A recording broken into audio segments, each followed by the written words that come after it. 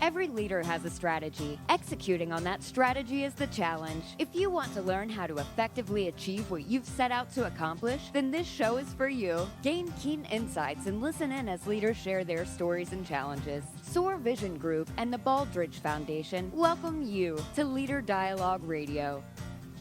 Hi, everyone. I'm Duffy Dixon. Welcome to Leader Dialogue, brought to you by SOAR Vision Group and the Baldrige Foundation. Joining me is the Chief Operating Officer of SOAR, Jennifer Strahan. Jennifer has partnered with more than 100 health systems and businesses across the U.S. to help them transform their strategic and administrative operations. Lisa Council is the Chief Commercial Officer of SOAR. She comes with more than 2 decades of clinical leadership and clinical informatics experience. She spent 19 years at the McKesson Corporation. And our guest this week is Alan Nall. Alan is Chief Strategy Officer at PatientCo, developing strategies and supporting plans for PatientCo to deliver unique value to its clients. Now, prior to PatientCo, Alan served as a managing director in Accenture's strategy healthcare practice, where he led projects addressing many of his clients' most pressing issues related to growth and innovation for leading providers and payers. Welcome, Alan. Good to have you. Thanks, Duffy. Great to be here. And we've got to say, since this is a podcast, Alan dressed up for us. He is wearing the official PatientCo garb. That is the coolest T-shirt I've seen. Well, you know, Duffy, at PatientCo, for Fridays, we always wear PatientCo shirts. So it's like, come early, be loud, wear green, stay late. We have a good time. I like it. So it says, made with love in the ATL. Actually, made with heart sign in the ATL. Yeah, we're all asking for one. Yeah, we want just swag. That's right. We're just jealous we don't have one. PatientCo team who's listening in on this live, we're going to have to get some swag for the SOAR for the SOAR team and group, as well as Duffy. So there you have it. You heard it here first. Awesome. Thanks so much for joining us. Alan, so glad that you're with us today. And I'd like for you to tell our listening audience a little bit about your background, what brought you to PatientCo, and then kind of segue into what does PatientCo deliver to healthcare organizations? You know, it occurred to me as I was listening to Duffy faithfully read out my LinkedIn description that we didn't actually say what PatientCo did. Well, that's what we were asking. Value. We wanted you to do it. Fantastic. PatientCo is a consumer payments company focused exclusively on healthcare. We're partnering with large health systems to deliver a better billing and payment experience for their members. And we know that for the vast majority of patients, 79% when we survey them, that the financial experience matters and actually influences where they choose to receive care. And so, Lisa, that's a long way of saying my background is a mix of both payments and healthcare. So prior to Accenture's strategy practice, I was with a payments company called NetSpend that was all about access to financial care and products. In that case, prepaid debit cards powered by MasterCard and Visa, marketed to the and the underbanked.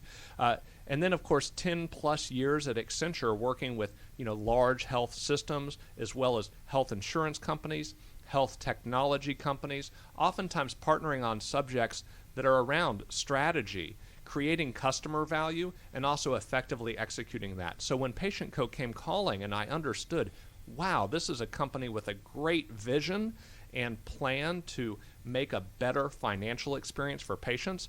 Everyone is a patient at some point in time, exactly, in the past or in the future. And can you make that billing experience, which is an experience that matters, for sure, can you make it better? And so what an opportunity combining both the payments background and the healthcare. And, that's how I got joined up with PatientCo. That's awesome. So I remember I started, after grad school, I started my career with the advisory board, and I was with one of their programs where they were talking about estimates for patients, and it was brand new at the time in the market.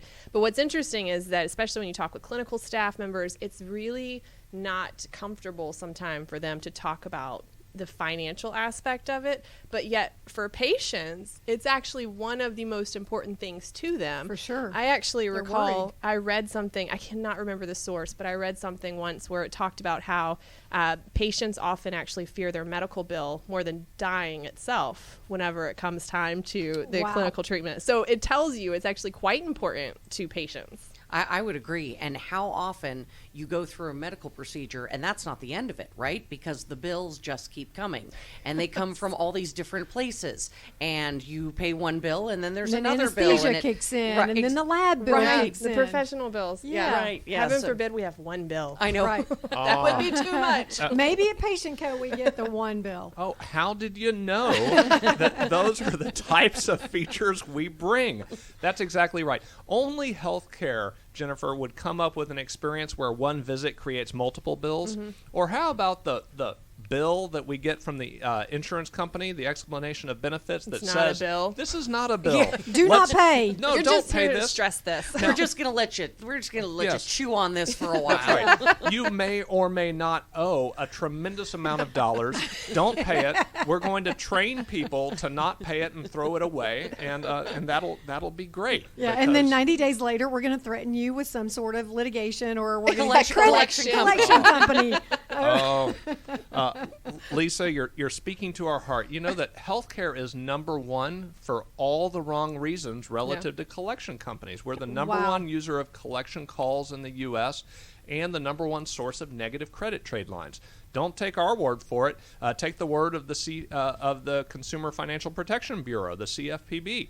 And so they came out with that report, and we're not number one by a short margin. We're number one by more than 100%. Wow. The number two source of negative credit trade lines in the U.S. is actually the telecom industry. Healthcare beats those guys by more than double. Wow. Yep. So we can all sit and think about that for a little while. For Well, sure. and think about it from the health system perspective.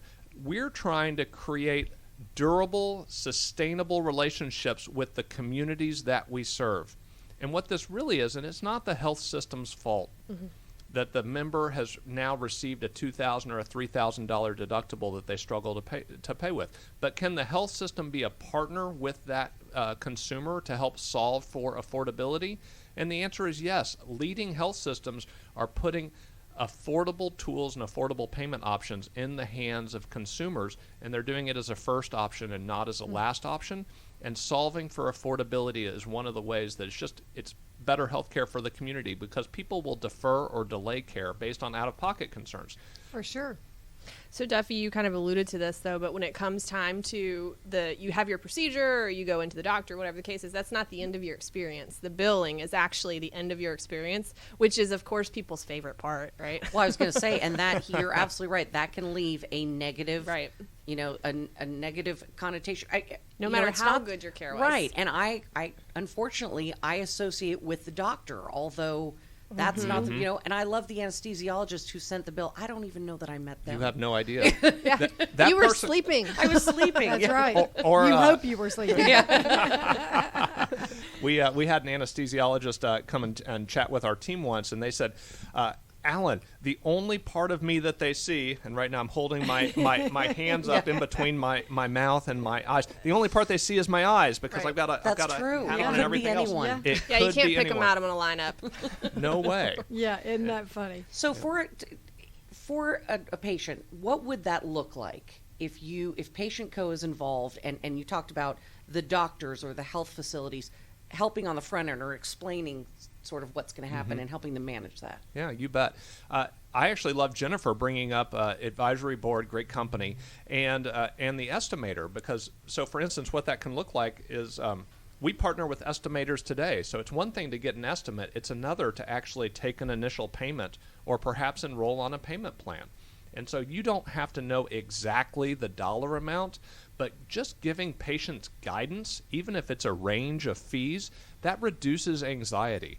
For sure. Why do we make people wait, Lisa, 30, 60 days after care, and then we surprise them with a fee? Like, we don't Right. have to do that. Right. Just to remind our audience, I think it's worth noting, I don't know of any other industry where you go in and you make a purchase the size of what you purchase with healthcare, which can often be like a car or even the price of a house, and you have no idea. It's a surprise. Like, can I really afford this or can I not? What am I getting for it? But yet we do it in healthcare every single day. Now, the good news is, and again, we're seeing a bigger push for consumerism in healthcare, which is kind of what we're about at SOAR Vision Group. Really kind of helping the industry get prepared. Again, we want our leaders to log on to leaderdialogue.com, follow us along. you'll go down to the bottom of the first page, and you're going to come to an organizational chart, which is really like the Maslow's hierarchy of needs. There's really an organizational needs in healthcare. We've kind of teased that out from the Baldrige framework, but we are actually seeing consumerism play a big role in healthcare. So we're definitely not where we need to be, but I do think that there are tools in the market where people are becoming better shoppers. And Alan, I was most intrigued by your comment around that kind of loyalty to the healthcare system around a bill. Like, really, you're kind of driving customer loyalty, which is a really big part of consumerism, to me paying my bill on time, effectively, talk a little bit about that. Yeah, you bet. Leading health systems are really embracing consumerism and this notion of a better patient experience around not just clinical care, but on the edges around clinical care. And so, Duffy, you mentioned it before, like that last touch. Don't let that be a bad touch. Mm-hmm. And so for health systems, they know that the dollars really, really matter. When the average deductible for a group policy coverage is greater than $1,000 now in the U.S., that's covering the plus 130 million covered lives in commercial plans. So that's a big chunk of America with that average deductible greater than $1,000. The Federal Reserve, and this may surprise some of the audience, the Federal Reserve comes out with a study every year. For a $1,000 unplanned bill, and most of healthcare is unplanned, 61% of Americans do not have that to pay in cash. They have to resort to credit, family and friends, or selling a personal good. So that out-of-pocket concern actually makes people either defer the care, or even worse, they skip necessary care. That impacts the health of our communities, and it impacts the mission of the health system. Right. And so a better consumer experience from our perspective, it's convenient. So for members, it's delivered in ways they want to receive it. That could be digital, it could be mobile. For some of our clients, Duffy, for some of our clients, more than 40% of the payments are made via mobile devices. They're paying over the phone because it's convenient, and they're doing it outside of business hours. So those health systems didn't have to staff up people. It's better technology for self-service payments. It's convenient. It's understandable. So how do you translate that bill with medical jargon into something that actually makes sense? And so we bring technology that actually translates ICD codes or DRG codes into something that's understandable, that people know. It's not a venipuncture, it's a blood draw. Yeah, that's right. Perfect. Like, why are we confusing people? I don't even know if I received a venipuncture. What's that? It sounds painful.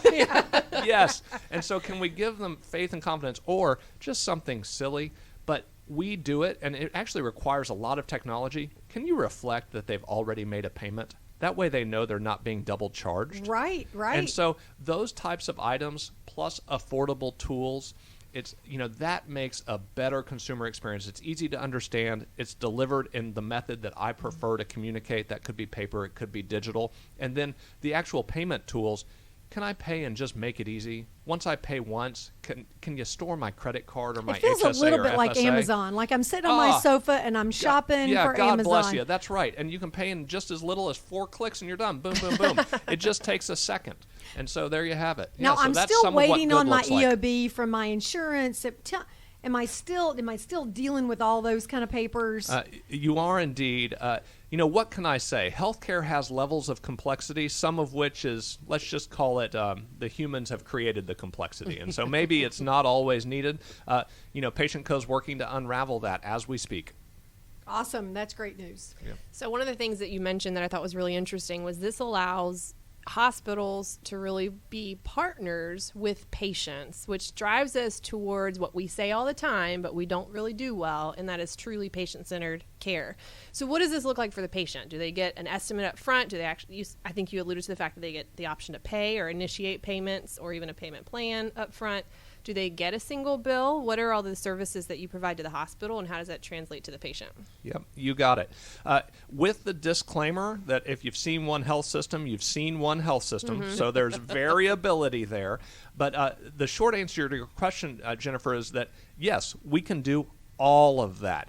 Now there's some, it depends a little bit on, kind of some complexities around how many different HIS systems is that environment running, is ambulatory on the same as outpatient, and so with those disclaimers, audience, forgive me, but we'll just go ahead and we'll answer for a good bulk of our systems. We can integrate with the estimators and do the payment up front.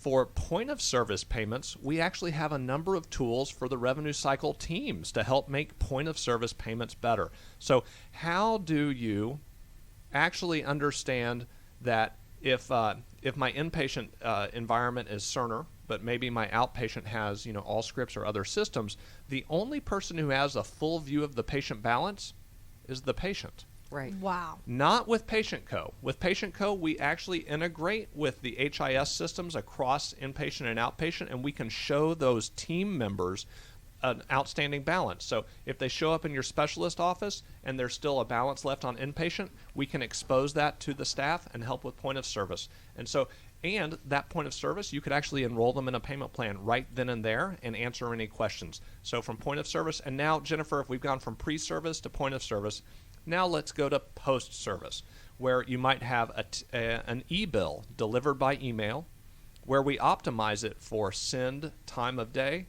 as well as send day to actually maximize open rates on that e-bill. We can send text reminders, where it drops you right into a payment flow.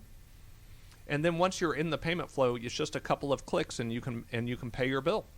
And so that's what it looks like from a consumer's perspective. Convenient, easy. We're just trying to make it, a more affordable, more convenient. Let's not let the financials be a barrier to accessing care. Now, you alluded to specialists. So do you often partner with maybe affiliated providers of hospitals, or do they have to be employed providers? Yeah, great question.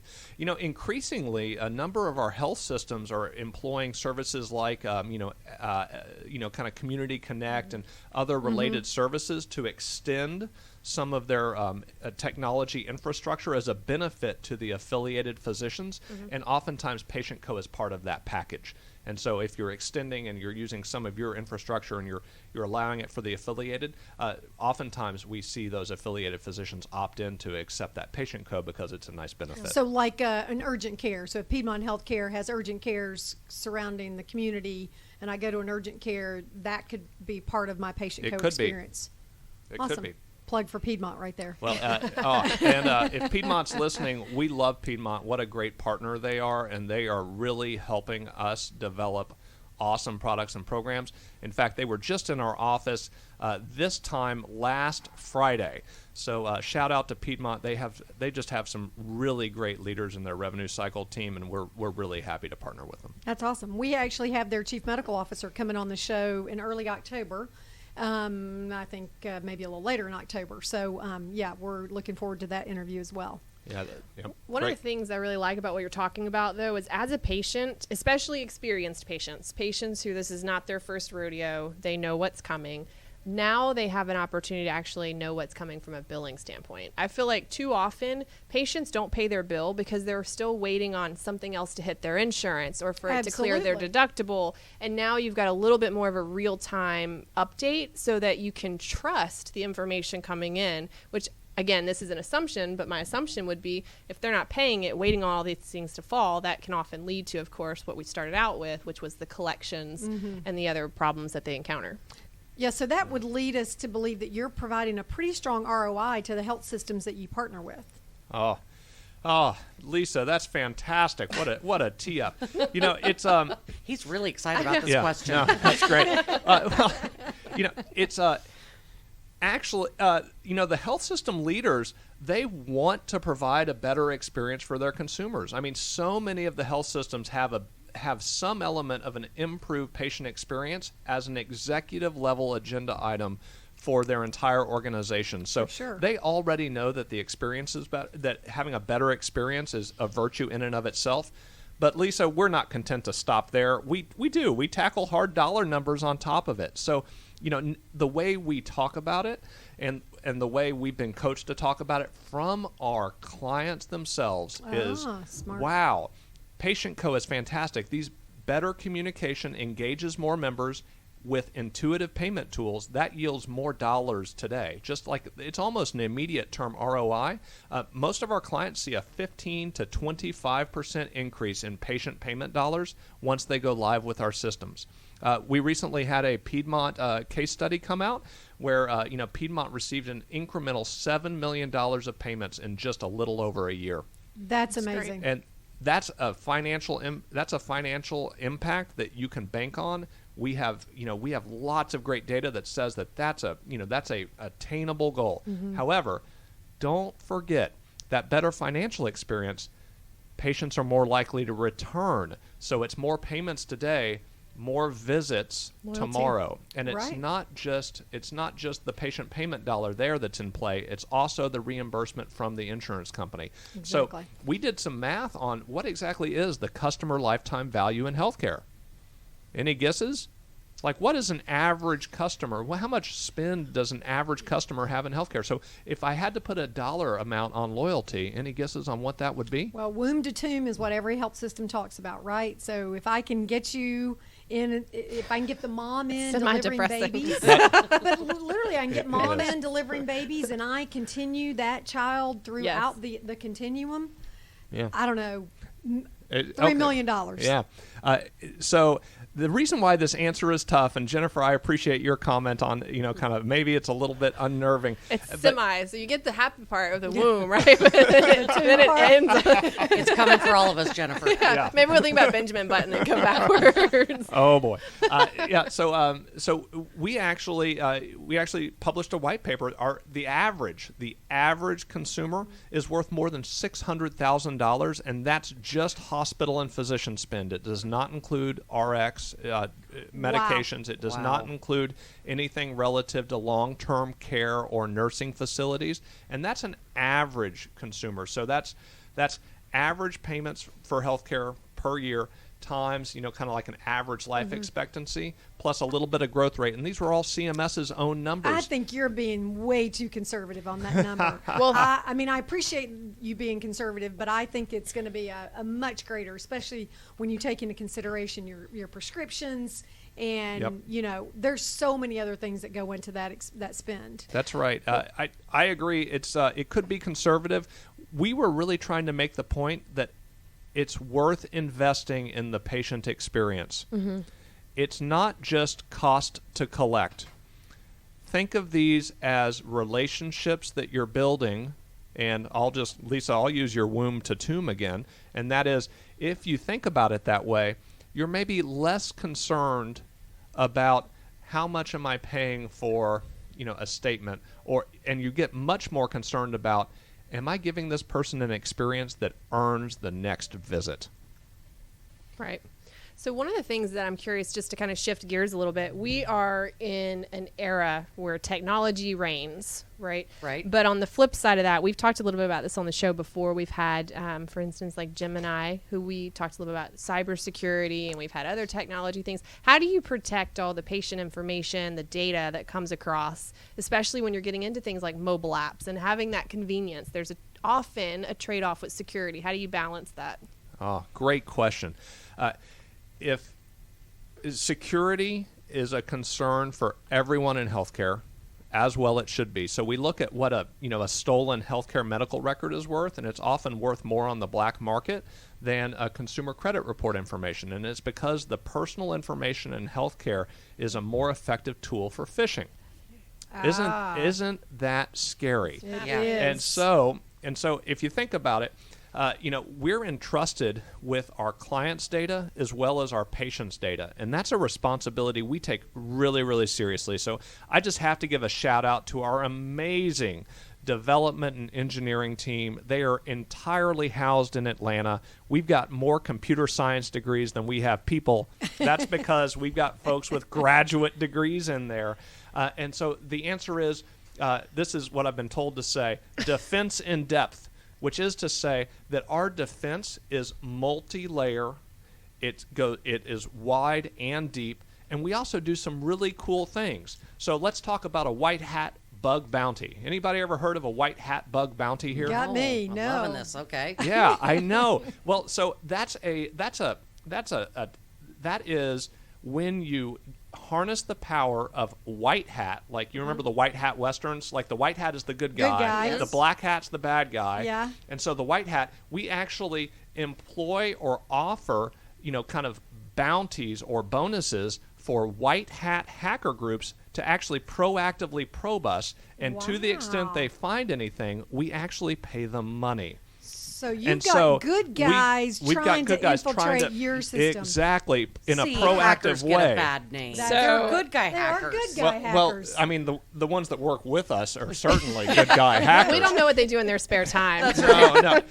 Actually, surprising.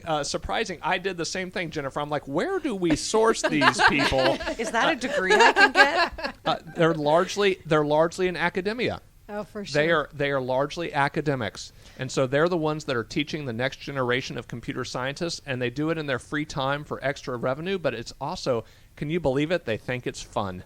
Oh, And that's so, hysterical. so we have passive protection, defense in depth, wide and broad, and we have proactively. We have people probing us all the time, looking for ways that we can get better. So those are a couple of the ways that we help on the security front. So this reminds me of a semi-related, semi-unrelated book, but Duffy likes when we bring up books. I know. We would have been remiss if we had not had a Jennifer book Exactly. recommendation. When Jennifer is here, just so you know, Alan, Jennifer always gives us a book recommendation, if not a couple, and so we add it to our reading list. 'Cause Ooh, okay. Apparently, with all she does, she also reads a lot.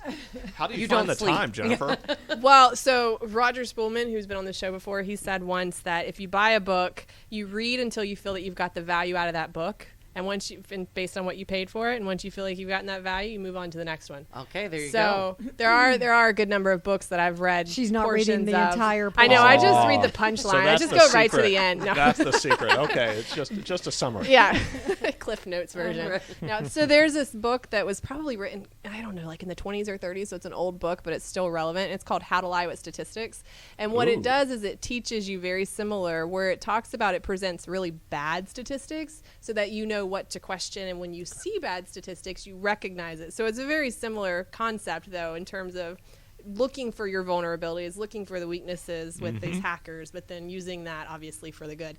And so it was the same concept they talk about when they introduced the book around how police back in the day had to bring in burglars, kind of like White Collar, if you ever saw that show on USA. It's Yeah. not there anymore, where they would bring in someone who thinks like that to be able to teach them against the vulnerabilities of Yep. it. Yeah.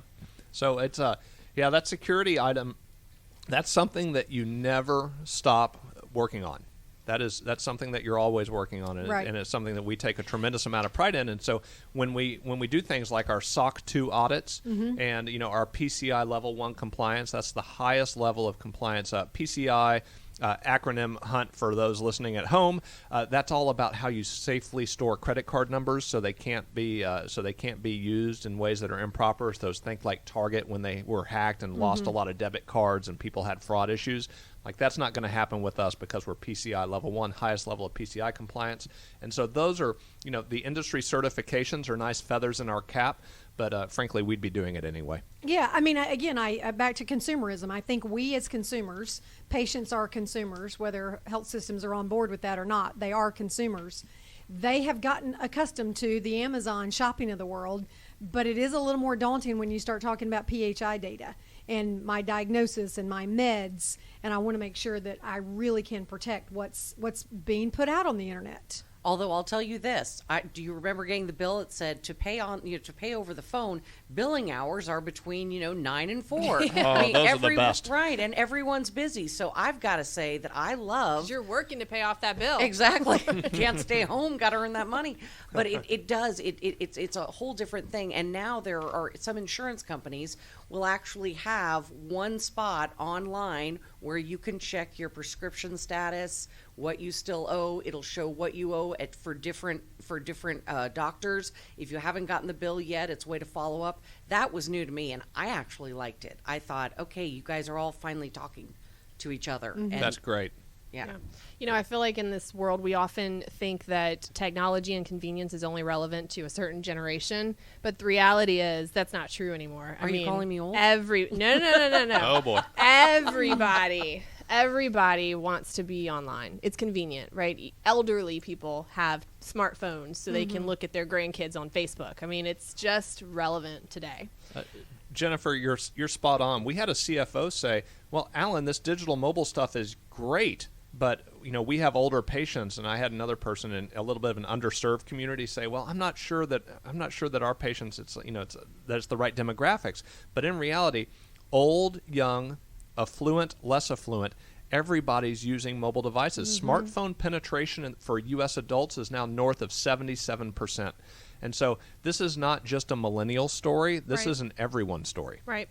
So just to kind of bring our listeners full circle, because we've talked about a lot in this last half hour, and hard to believe it flies by so fast.